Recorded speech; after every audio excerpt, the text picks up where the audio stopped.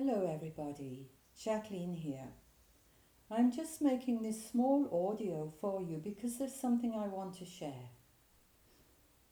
I've listened quite a lot recently to Greta Thunberg. I'm sure many of you have too. And I've also been listening to someone on YouTube who calls herself the Little Old Lady. I've been listening to her message to the United Nations. And both Greta Thunberg and this little old lady asked the question, how dare you? Now, I'm not going to try and copy them and ask this question. I have another question. How dare we? And this came to me this morning when I woke up as I was coming out of sleep.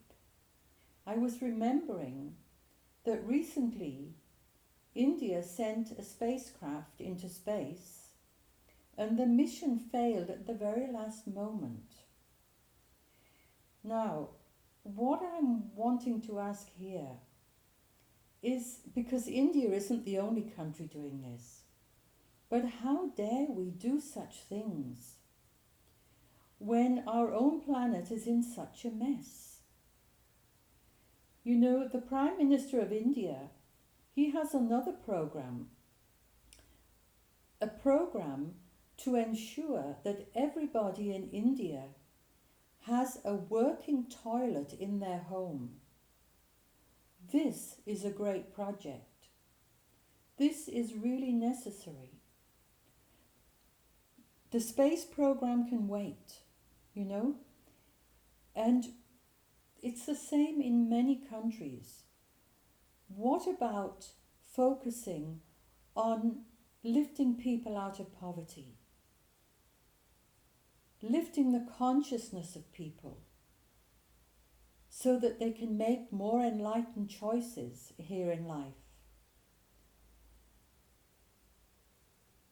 Having a toilet, a workable, clean toilet, is more important than sending another spacecraft up to the moon. Are you going to send toilets up there? Maybe they've already got toilets, we don't know. We don't really know what's going on up there, do we? I'm playing around with this a little bit now. But really, how dare we do some of the things we're doing when there is so much poverty and suffering around us and we have the resources to clean this up? If we just keep on going to the moon or other planets, it's going to be the same kind of mentality that created the mess on planet Earth, that create something new these other places. Why not clean up the mess we've made first? Seriously, this I see is our responsibility. And you know, I would also encourage people to listen to the really good investigative journalists. There are many fantastic investigative journalists who are revealing to us what is really going on, who is behind the suffering on the planet, who is pulling the strings. It's not the politicians in the public eye. What's going on through the shadow government and the deep state, more and more is being revealed. This is what we need to focus on. It's no good just talking about conspiracy theories and fake news. Many people today, they know that this term conspiracy theories was created quite a few years ago by the CIA. As more people began waking up and listening to investigative journalists, they threw in this idea that what they were talking about, it was just conspiracy theories. And if you say something, if you repeat something long enough, people start believing it. So people who are not seriously making their own investigations, they will hear, oh, it's just a conspiracy theory. They believe it and they will go back to sleep.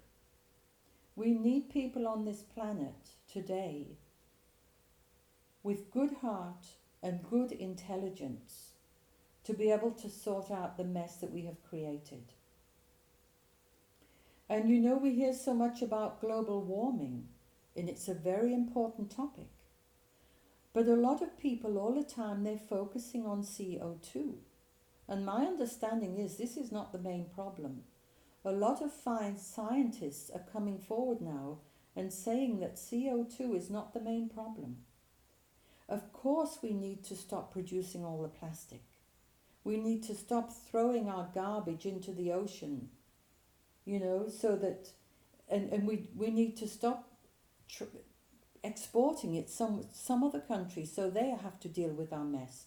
We need to clean up our mess. But I see one of the biggest threats I see on this planet today, it's not CO2, it's 5G. It's this rollout of 5G. And many people are waking up to this. Many people are speaking out about it. A lot of the young activists all over the place, they know that 5G is a serious problem. But not everybody has awakened to this fact yet. I made, I think it was last year, I made a video and put it onto YouTube where I talk about the fact that we human beings, we are not just flesh and bones and blood. We also have energy bodies. We've known this for a long, long time, and our energy bodies create us or connect us to higher dimensions of our own being. We are far more than we can experience just through our ordinary 5 senses. And many, many people today know about acupuncture in Danish. Yes, acupuncture in English, of course. And we know how acupuncture works on the energy bodies. And there are many fine medicines being created today, energy medicines, that don't just work on the physical body, but work on our energy bodies. And people can be healed much more quickly and painlessly working on this with this energy medicine. The thing is, if 5G is rolled out, and it's happening quickly, 5G and these smart meters that are being put into people's homes where they have no say in the matter whether they want them or not. If this continues, it's going to start affecting our energy fields. We already see in places where 5G is working that birds are falling dead out of the trees, the bees are dying. This 5G is going to affect us all, so people will not be able to realize their full potential in this lifetime. And the next thing you know, we're going to have people with microchips under the skin, and later on hooked into a computer where you have no longer any control over your feelings, your thoughts. You're going to become robots. I've read about and seen on the TV news people in Sweden queuing up for microchips. What is happening in Sweden? Why are they doing this? This is the danger for humanity now. It's the 5G and the misuse of technology, using technology against humanity instead of for humanity. We talk about the fact that we're going into the Aquarian age.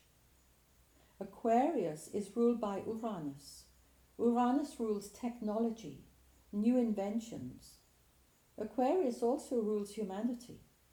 But for a sign to really work to its full potential, it must be in balance with the opposite sign in the zodiac. And the opposite sign of Aquarius is Leo. Leo is ruled by the sun. It's the heart, it's creativity. We are developing technology faster than people are coming deep into the heart. What we're seeing now is the rollout of technology without the balance of the heart.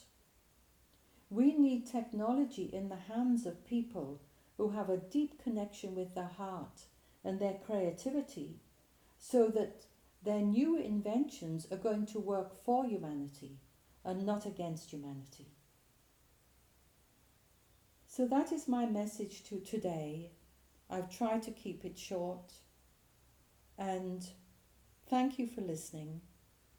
And many blessings to you all, and many blessings to our planet.